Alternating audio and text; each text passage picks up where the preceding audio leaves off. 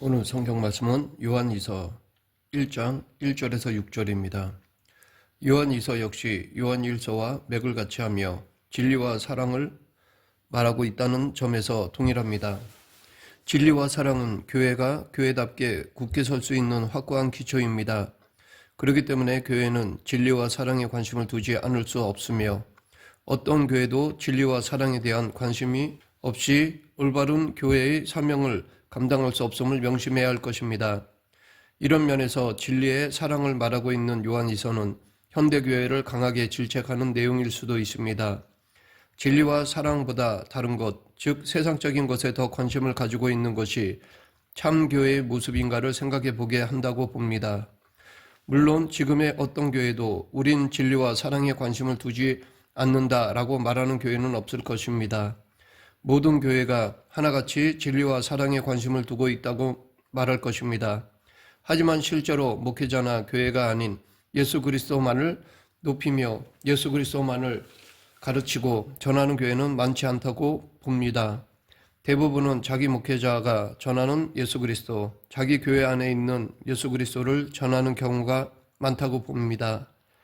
오늘 본문 1절, 장로인 나는 택하심을 받은 부녀와 그의 자녀에게 편지하노니 내가 참으로 사랑하는 자요 나뿐 아니라 진리를 아는 모든 자도 그리하는 것은, 여기서 말하는 장로가 누구를 가리키는 것인가에 대한 의견이 분분하지만 요한일서의 내용이 사도 요한이 기록한 요한일서와 내용상 그 맥을 같이 하는 것을 본다면 당시 노인이던 사도 요한이 자신을 지칭하는 또 다른 표현인 것으로 이해할 수 있습니다. 또한 장로가 편지하는 대상인 택하심을 입은 부녀와 자녀라는 것도 자녀를 둔 어떤 부인을 지칭해서 하는 말이 아니라 자녀라 불리는 성도들의 모임인 교회를 의미하는 것이라 봅니다. 이렇게 장로는 교회를 향해 편지를 하면서 내가 참으로 사랑하는 자라고 하였습니다. 그런데 장로인 자신만이 이들을 사랑하는 것이 아니라 진리를 아는 모든 자가 사랑한다는 것입니다.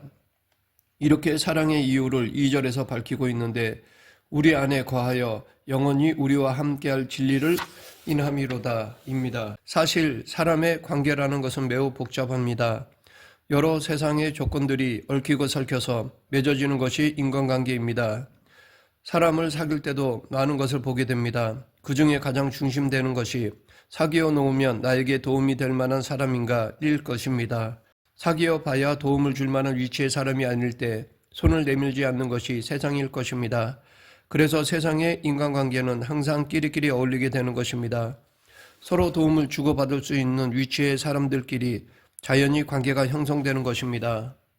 그런데 신자의 관계는 간결합니다. 왜냐하면 돈이나 권력이 끼어든 관계가 아니라 오직 진리가 개입되어 있는 관계이기 때문입니다. 가난하든 부자든 힘이 있는 자든 힘이 없는 자든 함께 어울리고 기뻐하며 사랑하게 하는 것이 진리인 것입니다.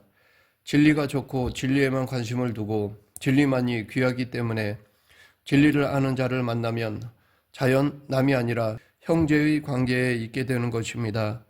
교회는 진리 하나 때문에 사랑의 관계가 만들어진 현장입니다.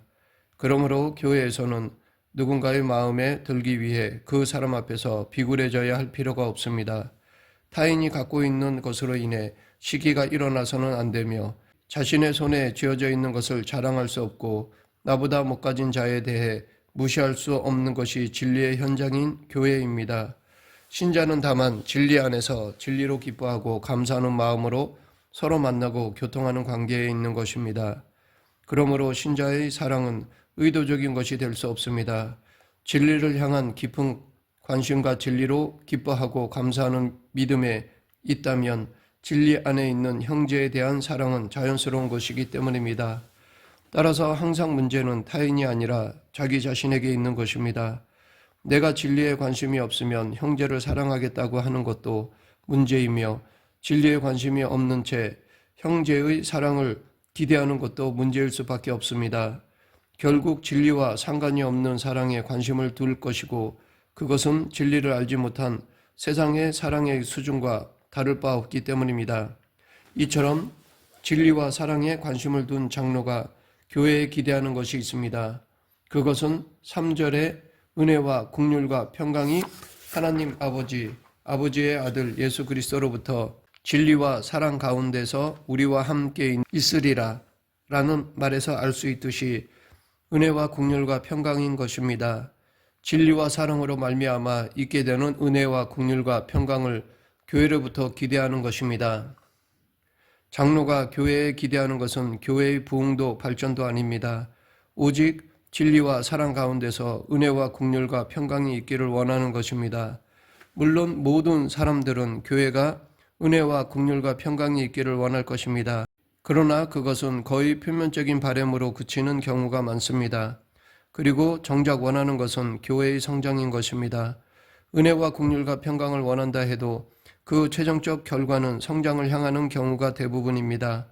그래서 교회에 은혜와 긍휼과 평강이 있어야 사람들이 그 교회로 모이게 된다는 것입니다. 과연 장로가 이런 마음으로 은혜와 긍휼과 평강을 말했을까요? 은혜와 긍휼과 평강이 교회의 성장을 가져다 주기 위해 주어지는 것일까요? 장로는 택함받은 신자에게 귀한 것은 죄인된 우리를 하나님의 백성으로 택하여 주신 은혜와 긍휼과 평강이라는 것을 잘 알고 있습니다. 그래서 사랑하는 자에게 그 은혜와 긍휼과 평강이 있기를 원하는 것입니다. 이것이 진리와 사랑 가운데 있던 장로의 관심이며 바람입니다. 지금 우리는 사랑의 증표를 무엇에서 찾습니까? 나에게 잘해줄 때 그것을 사랑으로 여기십니까? 사실 사람과 사람의 친분은 믿을 것이 못됩니다. 왜냐하면 내 기분에 따라 순식간에 무너질 수 있는 것이 친분이기 때문입니다.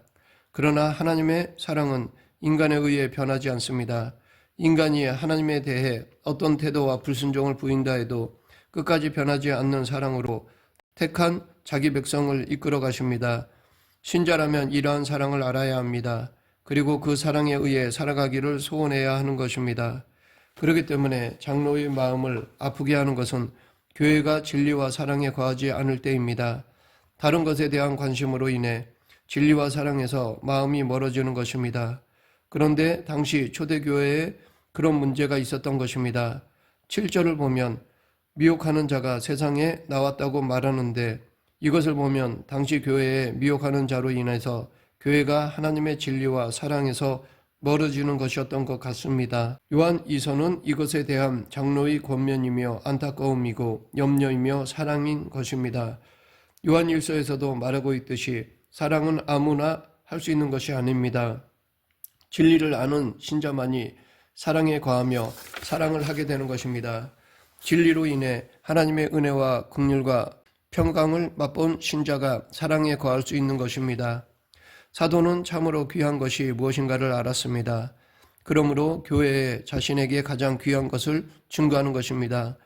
이런 사도, 곧 장로의 마음을 알지 못한다면 우리는 장로의 권면을 하찮은 것으로 여기게 될 것입니다. 진리의 가치는 진리를 아는 자에게만 드러납니다.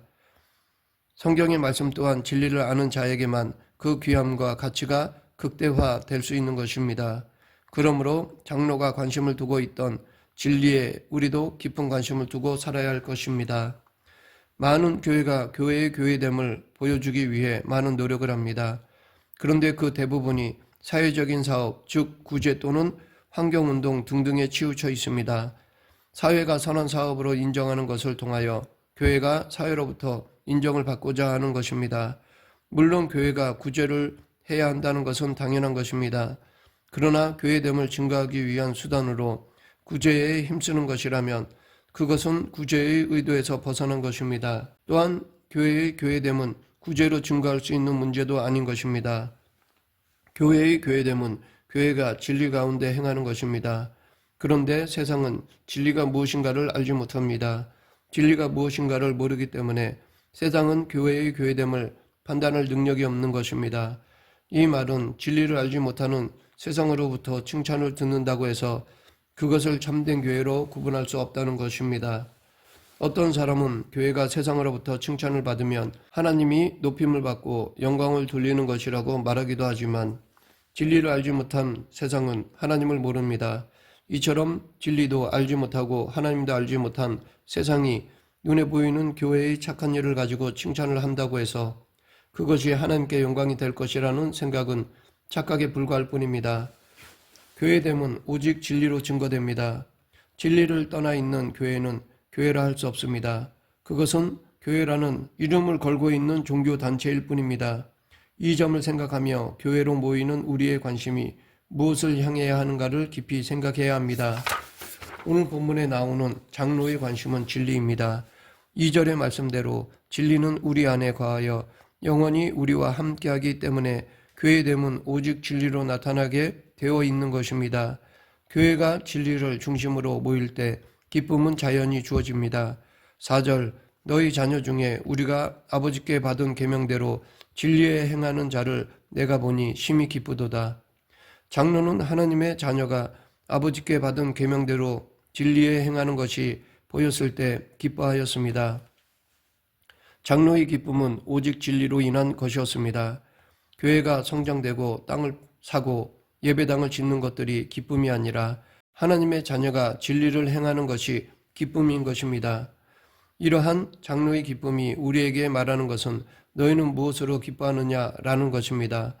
우리는 무엇으로 기뻐합니까? 교회로 모여서 우리가 누리고 맛보는 기쁨은 무엇입니까? 우리도 장로의 기쁨처럼 형제가 진리 가운데 거하는 것이 보일 때 기쁨으로 다가와야 할 것입니다.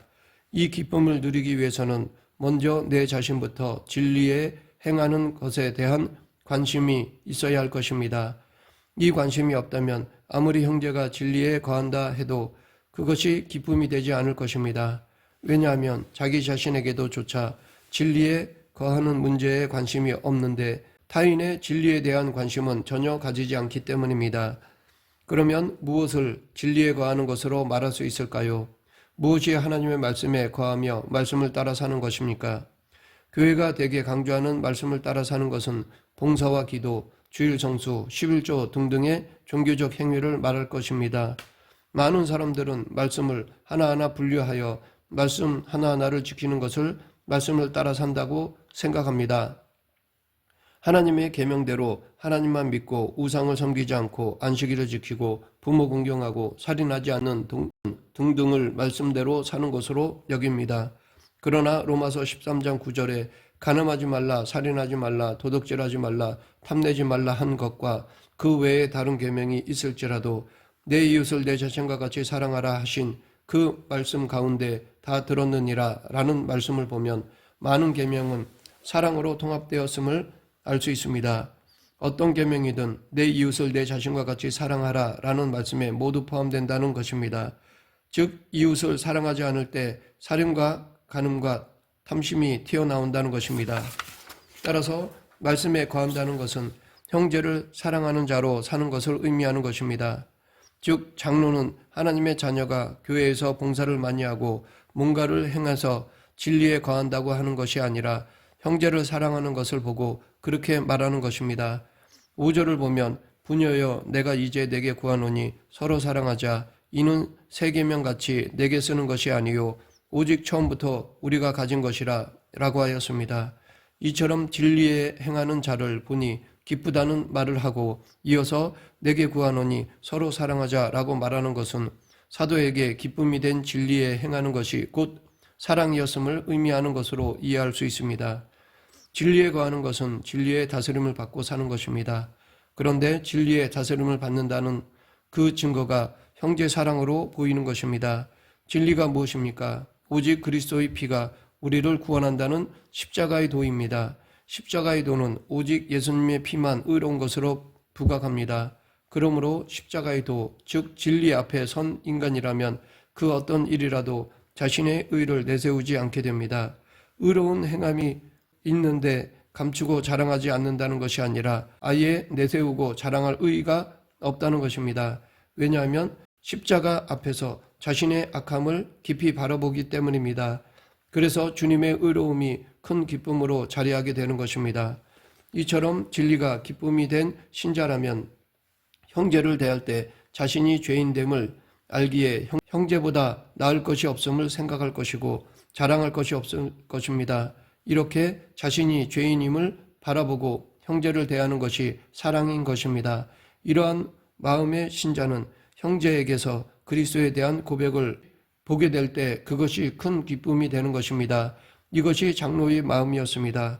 만약 신자의 관계에 진리가 빠진다면 어떻게 될까요? 물론 사랑의 관계는 기대할 수 없습니다. 세상 사람들처럼 친분을 찾게 될 것이고 개인의 기분에 따라 행동하게 될 것입니다. 내 마음에 드는 사람은 가까이 하고 마음에 들지 않는 사람은 멀리하면서 진리가 없는 인간관계를 그대로 드러내게 될 것입니다. 이것은 이미 교회됨을 잃어버린 것입니다. 말씀을 맺겠습니다. 진리는 스스로 의인이라 하는 자들에게는 쓸데없는 것이지만 죄인에게는 참으로 기쁜 소식입니다. 죄인을 향해 모든 죄를 없게 하셨다고 외치는 소식이야말로 그에게 새로운 생명을 안겨주는 복된 소식이 아닐 수 없습니다. 이 진리로 기뻐하는 장로의 마음을 깊이 헤아리며 우리 모두 진리로 인해 기뻐하는 마음이 되길 간절히 축원합니다. 기도하겠습니다. 사랑과 은혜가 풍성하신 하나님 아버지, 복음의 참 의미를 깨닫고 진리 가운데 거하며 살아가는 그리스도인이 되게 하여 주시옵소서. 예수님 이름으로 기도드립니다. 아멘.